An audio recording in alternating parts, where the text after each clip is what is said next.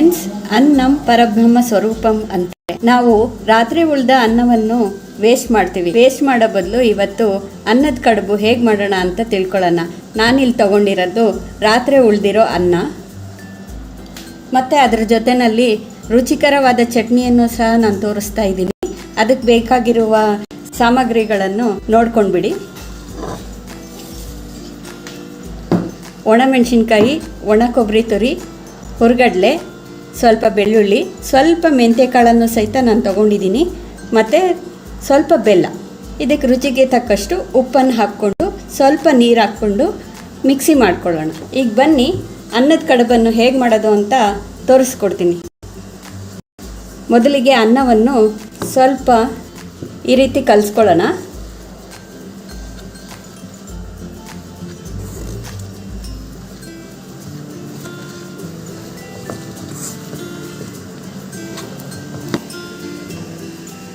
ರುಚಿಗೆ ತಕ್ಕಷ್ಟು ಉಪ್ಪು ಹಾಕ್ಕೊಳ್ಳೋಣ. ಈಗ ಇದಕ್ಕೆ ರವೆ ಸೇರಿಸ್ಕೊಳ್ತಾ ಇದ್ದೀನಿ. ಇದು ಅಕ್ಕಿ ರವೆ.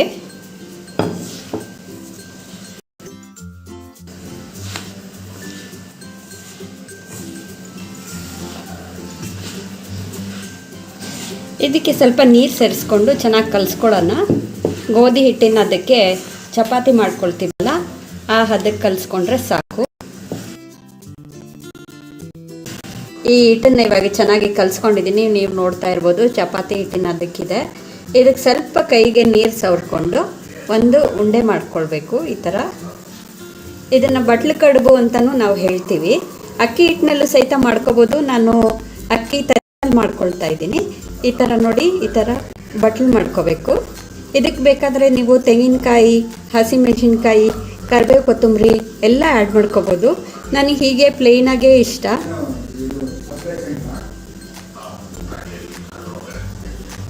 ಸೊ ಇದು ಬಟ್ಲು ಕಡುಬು ಅಂತೀವಿ.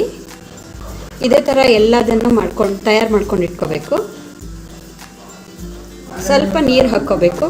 ಇದಕ್ಕೆ ಆಯಿಲು ಯಾವುದು ಸಹಿತ ಬೇಕಾಗಿಲ್ಲ. ಇದು ಆಯಿಲ್ಲೆಸ್ ಫುಡ್ ಅಂತಲೇ ಹೇಳ್ಬೋದು. ನೋಡಿ, ಇನ್ನೊಂದು ಮಾಡೋ ತೋರಿಸ್ತೀನಿ ನಿಮಗೆ. ನೀರು ಹಾಕ್ಕೊಳ್ಳಿ ಕೈಗೆ. ಈ ಗ್ರೌಂಡ್ ಮಾಡಿಕೊಂಡು ಈ ಥರ ಬಟ್ಲು ಥರ ಮಾಡ್ಕೋಬೇಕು. ಇದೇ ಥರ ಎಲ್ಲ.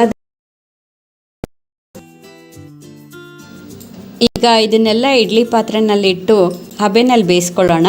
ನಾನು ಕಡುಬು ಮಾಡುವಾಗಲೇ ಇಡ್ಲಿ ಪಾತ್ರೆಯಲ್ಲಿ ಸ್ವಲ್ಪ ನೀರು ಹಾಕಿ ಕುದಿಯೋಕೆ ಇಟ್ಕೊಂಡಿದ್ದೆ. ಈಗ ಇದರಲ್ಲಿ ಒಂದು ಪ್ಲೇಟ್ ಇಡ್ತಾ ಇದ್ದೀನಿ. ಈಗ ಇದರಲ್ಲಿ ನಾನು ಮಾಡಿರೋ ಕಡುಬನ್ನೆಲ್ಲ ಜೋಡಿಸ್ಕೊಳ್ತಾ ಇದ್ದೀನಿ.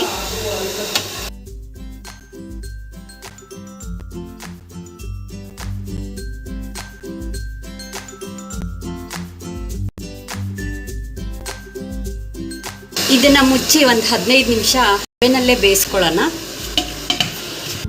ಈಗ ಚಟ್ನಿ ಮಾಡ್ಕೊಳ್ಳೋಣ. ಮೊದಲೇ ನಾನು ತೋರಿಸಿದ್ದೀನಿ ಇಂಗ್ರೀಡಿಯೆಂಟ್ಸು. ಇವಾಗ ಅದನ್ನೆಲ್ಲ ಮಿಕ್ಸಿ ಜಾರ್ಗೆ ಹಾಕ್ಕೊಂಡು ಸ್ವಲ್ಪ ನೀರು ಹಾಕ್ಕೊಂಡು ಮಿಕ್ಸಿ ಮಾಡ್ಕೊಳ್ಳೋಣ. ಮೊದಲಿಗೆ ಒಣಮೆಣಸಿನ್ಕಾಯಿ ಸ್ವಲ್ಪ ನಾನು ತೊಳೆದು ಇಟ್ಕೊಂಡಿದ್ದೀನಿ. ಒಣಮೆಣಸಿನ್ಕಾಯಿ, ನಂತರ ಒಣ ಕೊಬ್ಬರಿ,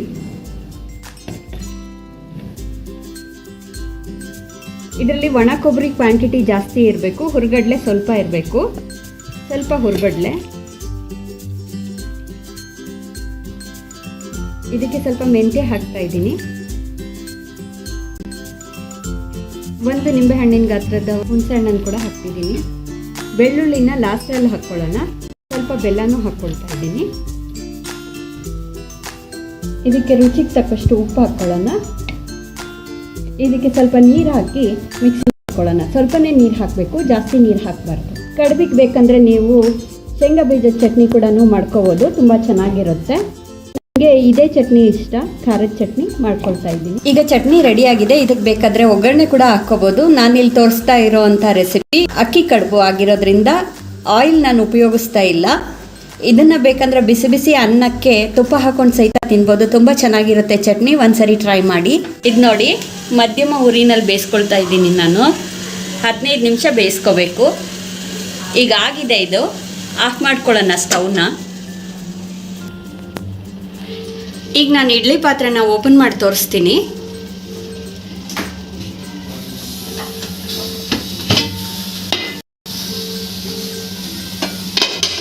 ಇದು ಬಿಸಿ ಬಿಸಿಯಾಗಿ ತಿನ್ನೋಕೆ ತುಂಬ ಚೆನ್ನಾಗಿರುತ್ತೆ. ಈಗ ನೋಡಿ ಎಷ್ಟು ಚೆನ್ನಾಗಿ ಬರುತ್ತೆ ಅಂತ ನೋಡಿ.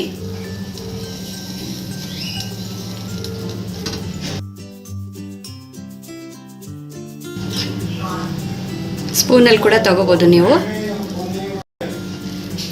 ಇದೇನು ಒಡೆದೋಗೋದು ಆಗಲ್ಲ, ತುಂಬ ಚೆನ್ನಾಗಿರುತ್ತೆ.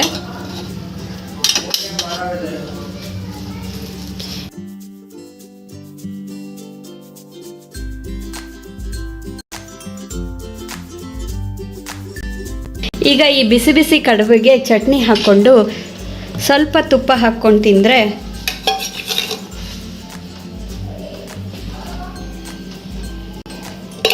ತುಂಬ ಟೇಸ್ಟಿಯಾಗಿರುತ್ತೆ. ನಾವು ಚಿಕ್ಕವರಾಗಿರುವಾಗ ಈಗಲೂ ಕೂಡ ನನಗೆ ನೆನಪಿದೆ, ನಮ್ಮಮ್ಮ ಇದ್ರ ತುಂಬ ತುಪ್ಪ ಹಾಕಿ ಕೊಡ್ತಾಯಿದ್ರು. ತುಂಬ ಚೆನ್ನಾಗಿರುತ್ತೆ ಫ್ರೆಂಡ್ಸ್, ಒಂದ್ಸರಿ ಟ್ರೈ ಮಾಡಿ. ಸಬ್ಸ್ಕ್ರೈಬ್ ಮಾಡಿ ಅಂತ ಖಂಡಿತ ಹೇಳಲ್ಲ, ನಿಮಗೆ ರೆಸಿಪಿ ಇಷ್ಟ ಆದಲ್ಲಿ ಮಾತ್ರ ಸಬ್ಸ್ಕ್ರೈಬ್ ಮಾಡಿ. Thank you so much. Enjoy your food.